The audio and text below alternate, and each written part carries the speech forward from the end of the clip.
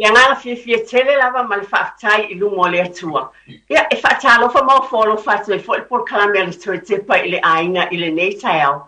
I lau tau pa ia ma le mamalu Samoa, mai lava le au whaingalu nga pa ia le atua o lo o whapena o na ngali rue a wali tala ina o le tala lei, e Yesu Kiriso. Ia o pa ia whaale malo, o pa ia lava fo I le tātou o tinu, mai lava le vau o le whaamvau.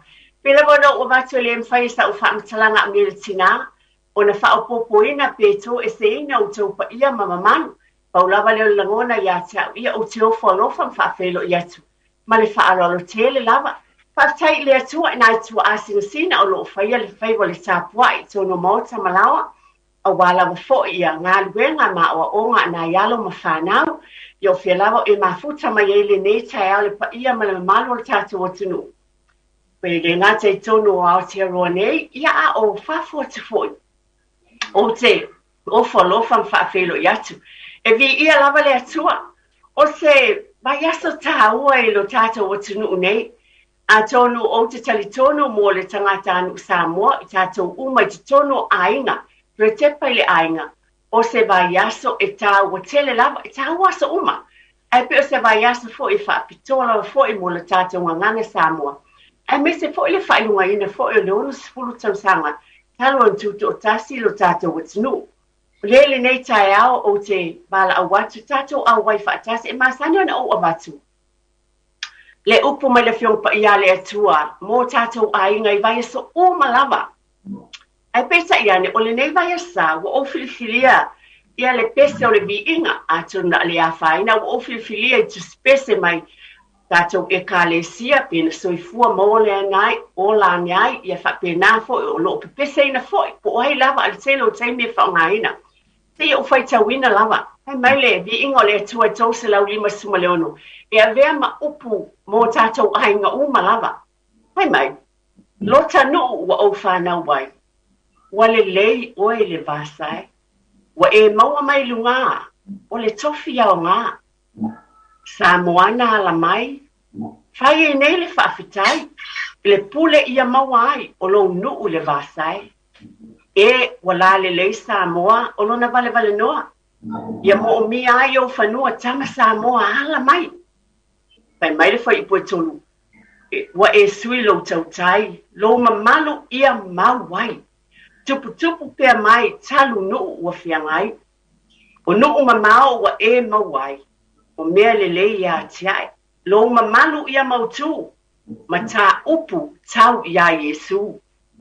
Ua whai oe ma nuu tu mau, ia ola lau whanau, ia vi ia e whaababau, le ua pule au au, ai whai mai lava le talu, Samoana, ala mai, whai e ne le whaafitai, le pule ia mawai, o lo nuu le vasai. Wau a maia le vi inga le nei o le atua a wā e taha ua tele mo I tātou umalava.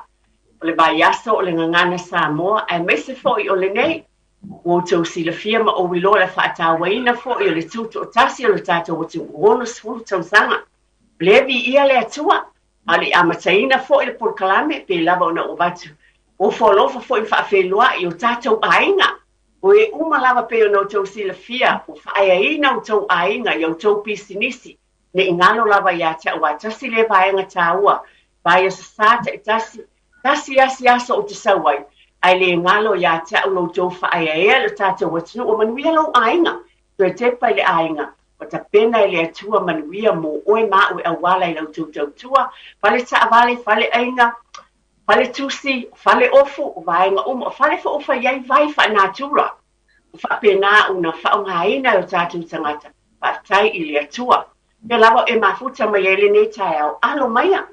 Tātou por kalamele nei o le tue tepa I le ai fa tawaina, le vai aso, o le ngangana Samoa. Fa awau le fōlaunga, le wa o tautai, e se le manai, o nei tai au te moli atu le ngang fa tai tele lava. Pala awina nisi, o e fo I o le tātou o tunu, o fiongai, te mali, o nisi fo I o whaletua, o te maitai fo I o tautua I tonu le tele, wa o ngā amata a vea ma tātou malo whaalolongia. E tāu o tele lo lātou wāwhio mai e whaso atu, I lo ainga ma lo fo I ainga ma le paia ma le mamalo tātou atinu. Le tāua o le vai aso o le ngana sam. E le na nei vai aso. Ai ese lo fia whaafitai. I le saasia whangasā foto malama. Ai meise o tangata uman whaapena o na amataina. Whaamautuina mai o mai le so le tāua. E whaatawaina o le tātou ngana Samoa. Tātou manuloti whaawau le fōlaunga I le va o tautai. O te whawhelo I atu, o leo o wa I atu, ia wāwhio mai nisi o tātou mālo whaalolongia. Ia whaamole mole lava, whawhelo atu mal whaalolo tele lava, o leo o baba I atu. O leo a whaatasi mai le whionga I atapua I, whamatuai mutip. Ka lofa lava, mālo le soifua. O susu. Nalo lava le soifua whaatalo whātu. Le ava man whaaloalo. Tele lava o te avati foi a sorte vai malu puenga o no le o tu o ba ai atu I suafa ia e tu sia mai luma a le o lo nei ele ai ele o le fionga tu sulu le ata tipi mai le onga o le ata tau tupulanga fionga foi te mai tai wa leva tau sanga o tau tua ia o te o folofa fa felo e tu foi se tasi o tato malo ma lo fa aloalo o le atua tu pele avanoa Il tato malo whaalolomia o mafuta mai fo I le nei tae o sitasi o tato wa o ngā amata ma lo whaaloalo tele lava, whaamole mole lava.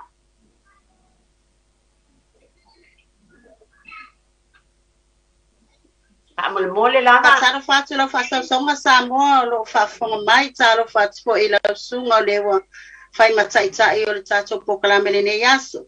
Le ngata I lea whaururunga o liseo a o ngam whai o tato au wai whātasi. Le whangaloina fo le whātalo whaato atu I le tato ofisa whaasalalau. Ia o o le tumerane tangi lima mai le a o ngā Rose Bank a o ngā amata I nei Avon Day o male ngā whaaloalo. Haftai tele lava I lau yate o le tausi le tu. Rane tangi lima haftai tele mo le talieina o le bala au. Haftai o le whale maia. E tāua tele o tau finangalo o tau saunanga mai mai taele o loto whaafitai tele atu e lava. Mo le talia o le bala aua o ne le tina. O le fo te loa atono mafuta mai fo ia le tunga le tamaitai. Pa ia onga ia se lepa Ioane ma le whaalolo tele po mafuta mai ma le whaalolo tele. Ia whaafitai lava ia o se lepa Ioane nei. Whaatalo whātu la sunga whaatua eti. Ia whaapeta maali ua tatou mafuta nei mafutanga nei tai au. Ia le pa ia man mamalo sa molo whaafonga mai le nei tai au. A mata mai I ua mātutua, te o atu ua o pito iti. O tau pa ia.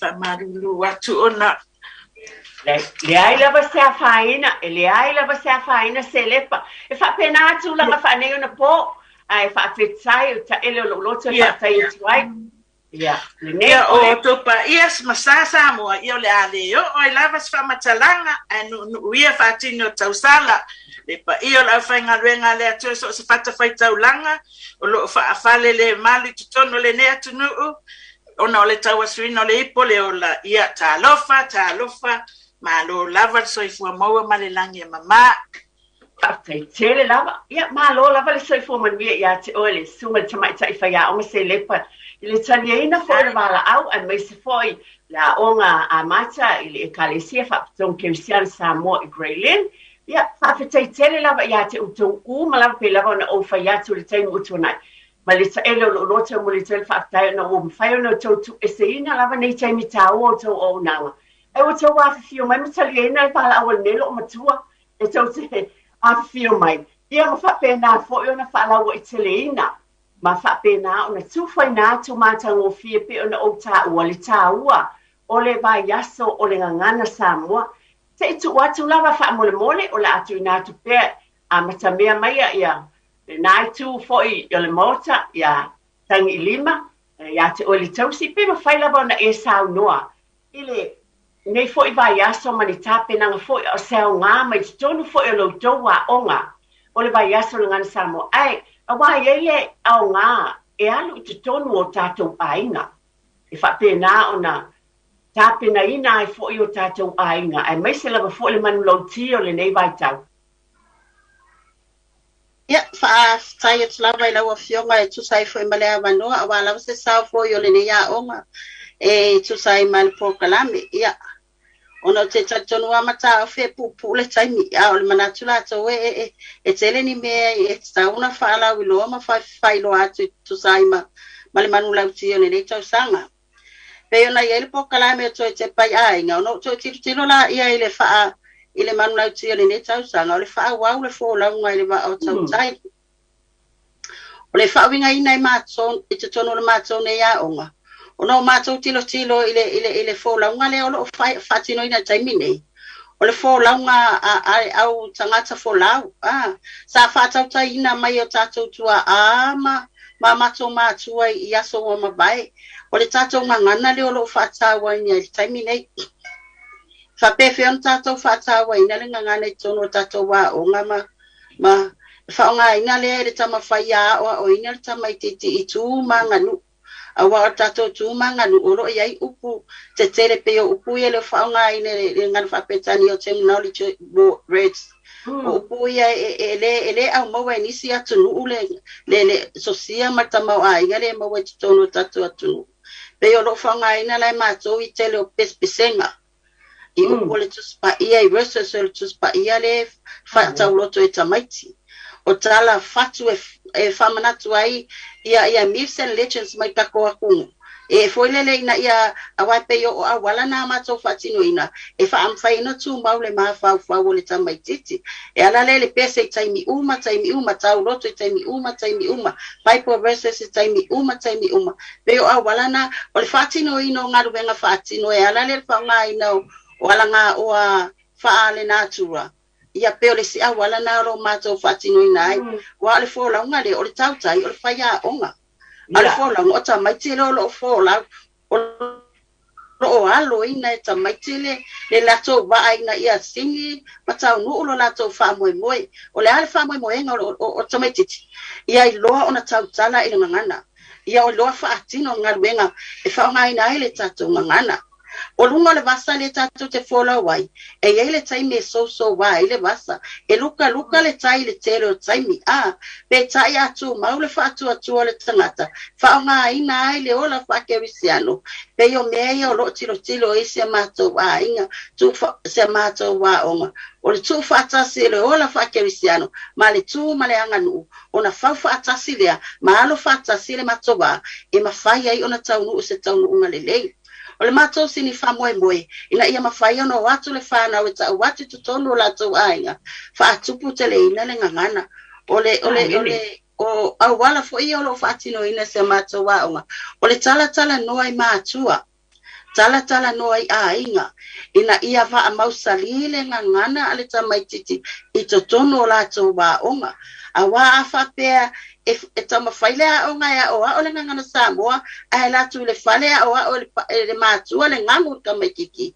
Pei o ina aloa la o le ai se wala, o le ale ilo e le tamaititi, po o whele ngangana o le atu mawai, a ia mauti noa, e o tātou a ingo lo whafafonga mai, a mausali le ngangana e tasi o le tamaititi, o le a maua fo ele tamaititi e whaamanu ianga I aso o iluma, tau tua nāma o tau mātua lo whafonga mai, se sao le Rose Bank tau longo ati o tau. O le ngangana Peretania, tātou te maua I so se mea, I lungo le malai la kapi, I lungo o le malai, o le beach, I lungo so se mea tau ngangana Samoa. O le taimi lava e te le tau tala I lo ngangana, e tupu e le tamaititi, ua ngalo la ngangana. Peo ngā e whawhau tua ile nei a onga, tātou tau tai, tātou o whai a onga. Ia whapeona mauen tau tai le lei, tau tai mata pala, wha maoni tu maule alofa, ina ia wha ngā umanei metotia, a wale tau unga mar wha le wholaunga le al whanau ini aso inu. Ia ato se manatu naro ia na isi pule ngā ma whaurulunga le a onga, lava folo lato sila fia. Le atu e fo ia te foi wa lo ia lava tātou taimi ala atu watu ia le fiongi atu susunu pe sau noanga fo'i la fo'i se tūlanga I sonu fo'i o le aonga le tātou tūpulanga. E mai se fo'o le nei vai tau fo'i ma le tūlanga o tātou iai ma le whaalolo lava. Ka fionga tō susulu. Whaftai mo le amanoa I lau sunga palatua eti. Whatalo whatu fo'i la uo tia. Whatalo whatu fo'i na yo uso whai aonga. Masalingo lima fo'i tō si fufonga le nei tai au matango fie. O fia la malo uloto mwhaftai tele le amanoa il mala au mai. Ai, o le tata mata upu ioe. Ese le mita o tato o ina le ngangana Samoa I alo mawhanau. Ai mua la mata maiti la iti. Whaau au le fō lau ngā tau tai. O loo whaau au pia. E mai lama na ua whanau mai le tamaititi I lona tina o ina e so tai ai ia le tina ma le mana vātu le alofa ma le ngangana Samoa iai ma lo le tau tai e le mawhai o na tatou aveseina tatou wola e wa uma o na whapa ia ina I tatou e le atua patasi mo tatou mātua I le ngangana pe o le ngangana Samoa. O te mita, so se meo te alu iai e iloa le Samoa I ana tū maanaanga, I lana tautala, I lana nofo po o lana sabali, o le faa alo o lo sapi ai tatou, lea fo I tau te ao o ina I tamaiti, ina I aula e la tau te iloa faa alo I le vafe alo ai. Waso nei, a le pipi I le tamaititi I le vaa pe fo I ona tatou iloa. Ua motu e se atu. Una tatou walo no fai lea inaya tatou whanau. E le aise matua e le au wau. Le tawae o na fulu I lana whanau. Tatou uma o whaakeri si ano ina tatou e le atua. Ma o tatou tua o le ala le nai le mawhai o na ave ese le ngangana Samoa e pele ya tatou. Ma o tatou noto I fale. Whawhitai le mai pe ma le lango ale tatou community so se mea whawhitai whai a onga whawhitai le malo le maingo le awanoa I a tatou ua whaata ua I pea ma mita ai tatou le ngangana Samoa. Whawhitai lava lawa fionga. Tō susulu e tō e fōi atu lava mo le nei taimi e whawhitai tele lava le saunoanga e me se fōi o le sa mai fo'i o le alofa o le atua e awala I au saunoanga fo'i. O le atu sunga I tia. Mo tātou whaasalau wha business I fo'i mai. I ona tu ina atu leo le awanoa fo'i le sunga tamaita I a se lepa. O san saunoanga. I ona tu e whaatala noa o le tai au le nei o le tai au o tau. E fofonga I nai. O alawa mea le lei uma o te tonu o le oa ma le tāu o le alofa o le atu e tonu e anga. Le nei lava vai aso le whaatawa ina. E me se lava le manu lauti o le afonga ina lava o tau. Whaftai tele lava. Whaftai tia. Ya, whapoponga lava le nei tātou por kalame o le tue Tepa I le ainga I le nei fo I tai au. O se vai aso tāua I te tonu o Aotearoa nei. I le whailunga ina lea o le vai aso le ngangana Samoa. E miso I le ngalo ia te au le onu sutau sanga tātou o tunu. E se le alofa o le atua. Tono me alofa ia le atua pe na iei fo I le nei tai au. E pa ia malu lau whaafonga tāpua I Samoa I le ngata I tono o Aotearoa nei. Pia lava o e whaafonga mai ei. O le alofa leo le atua. O lo o atangi e tonu o New Zealand nei. I pe lava o nautou whaafonga I le nao nei a o ngā amata o whauna su mai a tamaitai. O e le pulenga ai me se fo o whaia onga mai lātou ua lewa na tautua a wālawa le atina e o a onga amata I tono o New Zealand nei. Ai uma whaina lātou mai e tufa mai ai me se le manu lauti o le nei fo I vai a sta o le nei lau te wala awa tuai fo I le sunga te mai tai whaia onga se lepa yoane. Pau saunoanga fo I whaataunoanga pe o na tātou iei. A fo ni tūlanga o le whaatawa ina o loutou vai aso ai mai e fo se whai au momoli mo tātou ainga.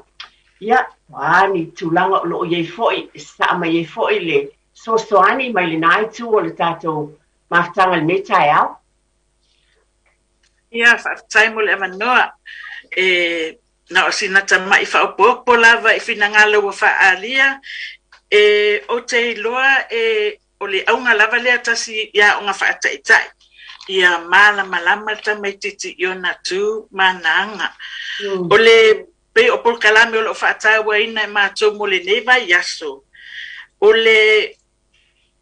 lato ngaluenga tau lima, mo le aso ne ufofoina mo lato ngaluenga tau lima, ia whaatino ai malwhaingo o la o lo whangaina tangata Samoa, ia le ngata ilea o tae ao ufofoina mo taalonga, ia wafofo taalonga mo totonu mawhafo pe a leanga le tau, ia walunga fo i mea ai le aso wharaile, o nei polo kalame uma o lo o awhiwhi ai totonu la tātou ngangana, ma o lo whaapea o na o ina i pea ia le tautala le tamaititi ma le ia lua o na whaalo pei o na whaataua ina pea i tonu o le mātou a onga, ia loa e tamaiti o la tupuanga. Ia loa le vano nofo po le va ava fatafata. Ia tatau ele tamaititi o na iloa o na tautala i le ngangana o whapeona o ina e lato mātua. Ia whapea fo i ona saswani mātou e wha lautele. Peta pu e ia mawaa le wha avaelea o lo manana o lava tātou Samoa e wha au ngā. Ia peo sina saswani la ititile i le mata upu a wau teilo o mātua. Ia ole whaia onga mua ia tono o le whanau.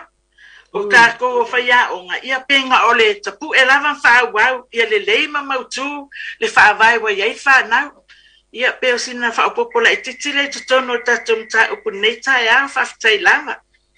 Mana ia a tono le whaololo ina fo i o tū maanga pe o na Samoa iai fo i le sunga le tamaita i whaia onga.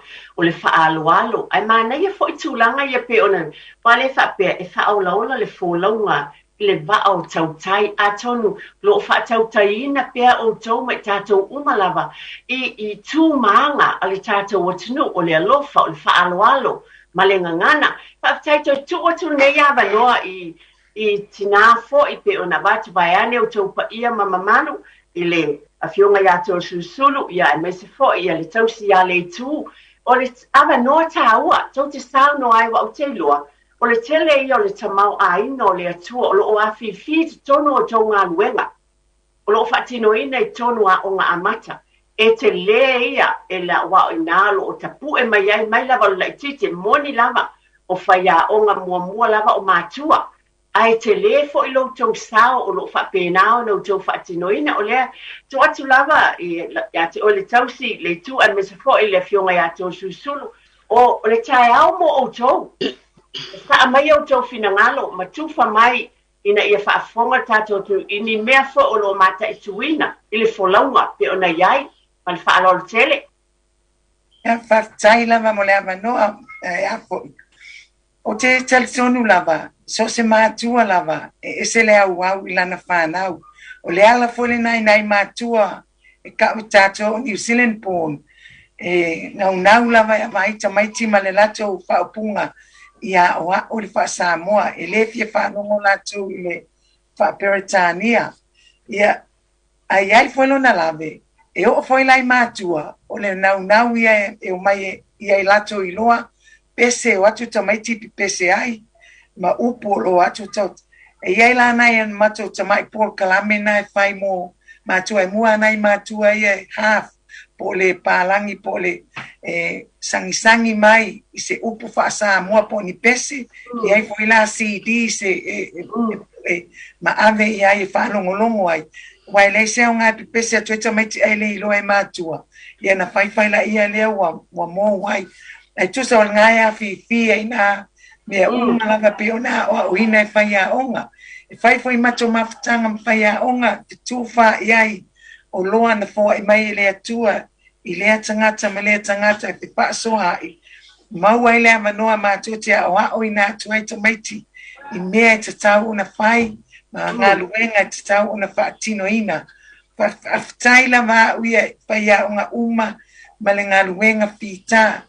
Wa iai foi wa maalosi mai foi le saasia o ina foi o sa mai ai le tamau ainga o le wha Samoa na ia lama ta oso i mātou ma ia maua pere fisota inga mātou te a o atuai tamaiti ai maise lama mātua fisota inga lea e le mawhaina motu sia le po launga e wha wau pea ile motusia o le mātou wā o ngā nei le asfalaile o ana nafisa asiasi mai fo ile o ngā Lincoln Heights o lo o iele pai linko la tu fa naunga e o mai ile me o lo sa tuaile te mau a inga o le ngana Samoa moni o lo fa tino ina ia o ngā amata a o le asfalaile nei e asiasi mai fo ile si kindergarten le fo o sa uni te mai timpa ia o ngā ile amba ina ia lato i loa le whaata waina e tātou o mea Samoa ma ia i loa tamaiti me wa o le iputau ava po le ale o ngā o le tānoa mea umana ia tutupu e foi lau te i loa wha alo ma look after wha le lei mea nei awane i lato so o na whaia i le whale pe whai mani mea ta alo e iai lava mea te tau na ta alo ai iai mea te tau o na tuu ina ia fa pele i o lato loto po pe va ai fo iai e o foi le fu'a wala tu i loa mea umana fa tainu lo amanoa o lo i tino matangi e lelei e se le manaia awa o lo o sila tu toa lava au tau ha o ngai nei mea uma fa tai leo se saa mai lava masau noa fo i oe la o fionto al sulu pe le winga lea pa le langona ya tia o langona i bala au wina o tau tau te su mai ma fio mai pa tai pe na e sa no le telefo o nisi a onga a wale mafai ona o lo fa tino ina pe ona o batu le amatango te fa tai sa sio fangsa Poto malama o I o te tonu lava o au ia na te talo ma le tapu wai awa iai lava e ngā lulue e fo i e te talo ma tapu wai ma whapena o na iai mo o tau lo whatinoina tonu o tau ngā luenga i lea fo i vaenga o ngā amata whawhetai tele lava ia te o le tausi le tū se si whapoponga o te tonu e tele ni tāua o lo o fai fo na e tu fa mai le nei tai mo fa fonga le tato wotunu e wa o tato umala e esere mana yo a fa longo tu le fa winga ina wa esere mana ya pe ona o avatu le manloti o le fa o la le fo longa e fo lawa ese umala ma a pe le fo longa pe ona yai nei a o ma tua fo e ma fai fo na fa tau tai ina te tono a inga le fo longa le fa nau ile a o pe ona o fa longa tu le mana ya ele ngata le tu fa le tino le nga nu a o le tu fa le nganga o le mele o te fia o no o tau ave umalava ma o pitia fo stasio va nga taua a lo fio ma tau susu na e taua o le ipo le ava o le fu o le taua o wane fa tau va ai la ngona pe ai tamai te fa tala le ye se la ngona ai la tau lo le taua o ia me le tatu wanga nu ala tu atu le tu ma lo fa lo tele lava ia whaftai ama le avanoa o te loa la whamomoa sa o tala i tamaiti o te loa tamaiti le o lo awa ina e tātou i le taimi nei ai mai se mātou pai au ngā taimi nei o le whaamai lea o lo i pei ona whausia se whale a whausia le whale e tolu a vaenga o le whale e tilo e le kāmuta o le vaenga mua e whau le whaavai o le a whaavai ia mausa lima maua a le whaavai o le o langa la le tamaititi o longa o langa o ina lai te tono le o ngā amata pe o I o lo o fausia atuai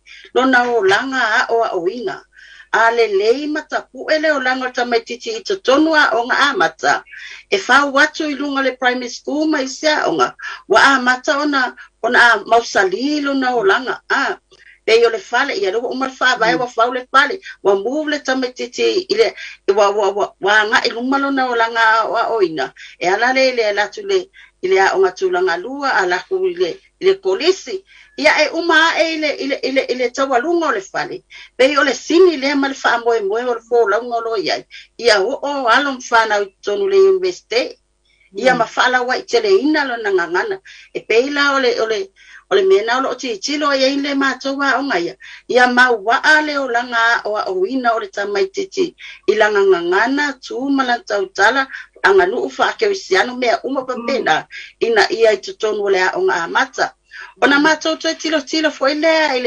ile va le o matua ma faya onga a mausali le va o matua ma faya onga ole afa ingofie ona fa atino le ngaluenga alele va feloa I o matua ma faya onga e fai ngofie ona halo le fo la una iluma ai a fa pe yo e luka le time pa pa pe e le fo le fo la ma le fa na Europa e pe o me na lo ma to ti lo yai ai pe na ma li fo isa no nga le fio nga to su ia ai me se fo ia le sunga ia se le pa yo ane e fa so mai I vai ina o ngaru venga fape na fo le mato wa pe le asfara ile le o le watu ia ile aso e faali ai la e Samoa ma me ai Samoa a mato o le aso lulu o lo ma wale mato wa no mato te o ai le o ngatulanga lua e vava ai ele fa na o le fai inga o le umu ona o le wa au mai le bala au ia le mato wa ina ia mato atu ti lu tamaiti le fa atino ina o le umu fa Samoa le fai o fafie le afi o maa me fa pena ma le tau ina o le umu o le taimi nei o lo fa pea o na o ina tamaiti aso taita si uba ele misi al sisi o mato fu ai aso uma fai le lotu me ona tatu ai aso uma fai le lato ava ina ia o atu la sfale le tawalunga i mea uma ia ua mausalima i lo e tamaiti na faatino fai fo te unga le mato taupo fai e sina fia fo ilele e o mai e nei matu e tilo o le ale me uma fai ona fai le fa na usi nei taimi popu ala iti tilo matu o lo fata waina o lo fia la to pana we patino e tu mane anga no awal matu wa o le tebe e matu tonga initia fa pena o le fia i o tangata o isi Pasifika e fa nga ia tato wanga no ufo ilele tako e pe yo le kiki furu moa o sei fulu moa e fai le tuinga wa o isi matonga lwena la fai e fai mato tuinga e fai nga i sticks ia ma fai nga i fulu moa wa yo le fia na tamite e tu ila tu wa pe ya se me bo ya le lo me foi le nga le fai ya fa foli ia la to lo ai le winga le upu tuinga e tu i lunga le uru e mo e ile tau po ia pe yo se lo fai ina ne yo fai ina umale taimi ya tu atu le no mo Monis tangata. Le ai, mana ia tele, o lo fa au wale fo longa. Le ai, o le winga tonu le pe o te abatuai, o le mana ia le o lo fa au pe lava le tau mawhai ia o ina. Ia oua lava, ia fa au le fo longa le va o tautai. Ina ia fa au pe tu maanga. O fina ngalo ma mea tau ai le ngata le ngana. A o tu maanga. A tātou le nganu, o mea uma pe o le langona le ia te ofo le tu fa le ngana. O e whanau pese atu nei, asa ato le tu whalenga, o i esu ale tautai, e tautai ina la tātou vai mea uma lava, peo le tu lea. O mea uma ia tau te sāno i, ese le mātanga o fie, o le fōlaunga le alu a tātou, e whatautai ina lava i le lofa o le atua. O le atua whautari tonu, a mai le poto ma le ata mai, i a te utou sunga i pule a onga, whai a onga ma o te itas. Ese yo, o sila fia, ma au wala wa mai le atua. E wha em tau whaatino ina, e fo launga le tau ave pēr tau ave pēr.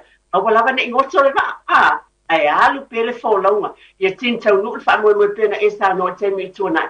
Ia wha nau i o ma tamaiti le universite, ma ia manuia o ma i wha nau nga, pēr le winga leo si langona fo ia te utina. Pēr tu atu ne ia wanoa, ia te oe le fionga e tau susulu. O le nei tina, ia atonu le whapita manu ia tasi, o te tonu ia te oele tina, tele o tausanga, o te manatua pēr lava, i le polkalame ne te o Tepa le Aiga. Ia atonu moni se le sila fia. Ai o tausanga te iti atonu lusu tausanga taluai whatua amata le aonga amata le atu. Ia na uwala awina i fo ia i polkalame le te o Tepa le Aiga. O le nei lama, sa amata mai tulo lava, o uli lo nao, lona la ulu ia lewa wa ia tu ia lewa le la tau ave ina ma ulu pai a lewa ave ia le sila ulu ia tau sa no lo fionga tau sulu va ne la ma le fionga a fetai le te umio lo tau tua mga luenga le uma lava wa e faia a fetai tele lava pe una wa tele fa pito manu ia tas a pe o te langona lava e tele le lofo le tua mo oe o lo fa alia foi e mai se le tau tu e tonga ona ma tu sau no anga la malo fa alo ia na fetai a tono tu sau no tau tu e lo fa anga foi le mo le nei yaso ta u ala ma po le nei mai yaso ave ai pia ma fa fo ilvi inga ile atua ona lofa malona anga lelei tu ina pia ya tato malava na me alofa lana me alofa le ai mato fa ya onga o le o ina ma le fa faile le ina o alom fa na la iti o se mitanga fo ile pe lava na o fa ya tu loa la male Samoa ya na tu mananga tato umana na soifua mai Samoa le mea o loto lo toi ma bete mai ele fa Samoa ne ia o tato mai ia tu le tai o popole au ia ini mea pe waluatu masa upea pole ale mea te matua fai na mafai ai matua fia na mapalangi pe vai mai o tato atu matato na e fa Samoa e fia foi o tato fanau ma tamaitila iti wa ola e foi la to wa folo ai ma la ola to na unga pe lava ole tato mta upu fa au le folaunga tato la maleta i mua ai folo uma mai ya tamaiti ma ola to ole anganga fia le lumo le atua o lo tato nga lulu e tautua ma se pelo tato watunu e ala le ngana ma tu manga fa Samoa pa tailo sunga eti mole por kalame le foul por kalame mea uma ete na patai mai ai ma e apopo ai mai ai le la mama toti tau ma fai na yo mato ainga o mato communities pa mole o le wala awa tu le taimine mole vai aso le ile west ile aso sfulutasio imuni e vala awa tu malfalo alo la fa manatuina ile ono sfulu tau sanga talu na tuto atasi Samoa inei ile mato malai inei ile west e vala awa tuaifa mole a fio mai tato mole mawina to tere fo isui o le tato malo ma le council na nai fai fe au o fa lango ma ai fo isau pese po sau au fai pese o mai mole mawina le aso matango fie mole o mai tato lango ina tia a fio mai e fai ma sau e patau tai tato wasu le fo i wala ulia fai li pu le fo wala ulia fai li pu e mai e uma tangata i tono tato ma le a teu pe la le nu ai a fio mai tato mole mawina le aso taua ia mole a fa tai te le lava me aso mole mole taimi mane fa mano ina mai fa tai eti fa tai na ia o meneane tai tele lava le tu olo o yai lava le tato taimi le tu sau noanga pa bena fo ia se le polo yai lava nai minute e to le lava e fina ngalo tia fa uma le tato taimi ia le tu e sau noanga amol mole ia fa tai fa malo atu fo ila wa fionga eti tu sai fo malbal aulia fa alo fa yuna au wai mai e o te loa tai tonum ta fiole nawa wa mo sa no ale a fionga tu susulu ma forosia fo inisa fina ngalo wa matu to e talanu atu le lungo le e Samoa e mala fa fonga ngane ni tura ato no sinina male fa moi wa onga amata awache na wa o sa yai mato matua sa mana o mai tama tile le onga amata e to ile la to mafafau e sili la vela onga palang ma mai le ora na tsala lana saunoanga le anga ile a foya e mana o ya ole nanu la tama le anga ile ma wasanga ruenga la tama ile ngana Samoa peyo ina sa fa mo sali ya ile le mato loto tele ta fangu I mato matua e ta ua mal famo wa onga amata na la yona fausia onga amata tono teroni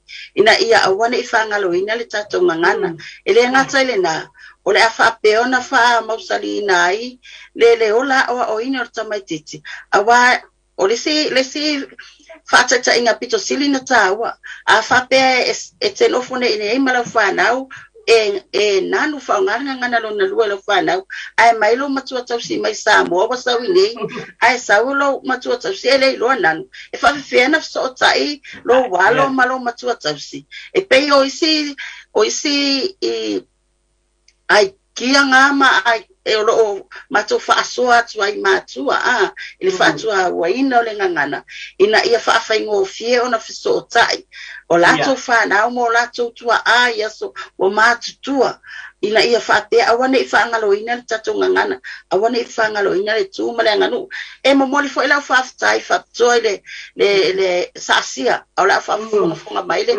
fa'atonu o le sa'asia o le vaiaso na te'aneina pu'eina ai le pokalame le matou a'oga i le sa'asia sa o mai ai sui o le sa'asia e pue fa'apitoa ai pokalame a'oga e la vela sia matou a'oga na a'oina ai ia tauloto siva Samoa sa ia o solo a matua sa fa'apeona o launga matua le gagana fa Samoa fa'afetai tele foi le sa'asia i le pokalame o fa'apeona fa'aoaina ma fa'aolaolaina ai le gagana ua faino mai matua e vatu so lafetou fo'i sao i le pokalame o lenei tausaga ia ae fa'afetai tele lau fa'afoga mai Samoa le asau fa'afoga ua lē tau i le se matou tala ia i maru ave pale o topinagalo e tonu lava le tagata i ona manatu ia e fa'amoemoe lava le alofa ma le agalelei o tamalelagi la fa'apea ona fa'afaigofie na ulu i totonu o finagalo ma loto so matou sao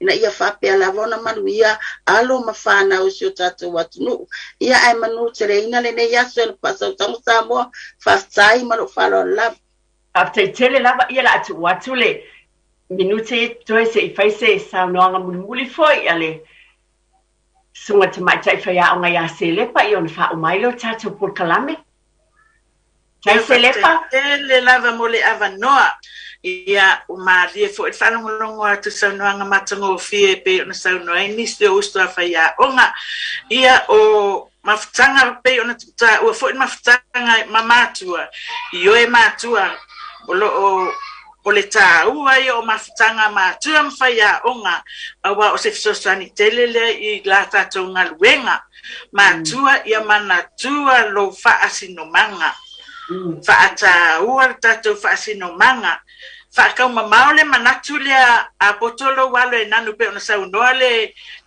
whaletua ia tangi i lima a potolo walo e nanu ua poto foi le ai awa le mai laungangana wa ka kongunga nisio faito fale nisio faito fa amawa lo tamaititi ilana ngangana yo le tamaititi pita isili le ona poto mata mai ia lenga foi vai aso elenga paunge vai aso e fa awa pe matua fa ta ualo ngangana e tonu ainga te fo e mafuta i lotu afiafi a wa orfa no i upu pota lotu tuspaia e fe so sanitele lava lea ila la taunga ngana ia pe ona fa tauaina le fa wau le fulau le ba tautai ioe fa nau o le fatu na totoe matua fa su tatou fa ia onga ia e fatu puina le tautai sili ia pe paula sina toe tu wala lo atu ia Samoa ia la foi se fa fonga anga se upu fo e wale tautamali ila fa fonga anga ia mangalo lau auna soifua taitele lava il suo tamaita i faya onga se lepa yoane taitele lava fatai male taele o loto o te molia 12 fatai ai fa mole lava tia se o te faita wina lava le fai upu mua o le biinga o le atua o le fai o le pese le nei fa mole mo ainga o filifilia le vai aso le o tatou ngana te fa Tepa e mai se le ono suta usanga tatou o tunu vi ingo le atua lo tanu ua o whana wai ua le lei oe le vasa ua e maua mai lunga le tofia o ngā e ua la le lei Samoa lo na vale noa ia mo o mi ai o whanua tama Samoa ala mai le whai upumulimuli ia whai oe manu tu mau ia ola lau whanau ia vi ia e whaavavau le ua pule au Samoana ala mai fai nei le whaafetai le pule ia mawai o lo nuu le vasa le folauma ia whaolaula le folauma le va o tautai le vasa le file mu e whaatautaina Yesu Keriso lau whai ngā malanga i te tono lau waonga a mata le tono lo ainga, te tono lo ekalesia. Mai te ena lo roto te whafteitele atu lava, ia te utu umalawa umwhai, tau whionga tau susulu, pēnā foi. Te ole tausi le tū, ia me se foi le sunga le whaia onga ia se lepa. Mai se wa onga amata o taliena la wala au. O tau sanga mua le ne wa o le wala au wina ele ta ilo sasia. Ai peta ia ne a tonu, ia fialo na fina ngalo, le uta wa fio mai, tau te sa noa, mai i tūlanga uma pe o na iai, pa mania le atu le fotua malama, sasia mwhanga mo ngā luenga. Lau tala fo ia manuia lava o tau a onga amata ma onga uma. Ele ngata i au te tonu fo i o tau ainga. Malfi le mua le atua mo le neiva ia sta, ia manuia tāpenanga uma le anga le leo le li. Mana tua, o le atua, o le ali ia, o le matai o ainga uma. Ia soifua ia ma ia manuia.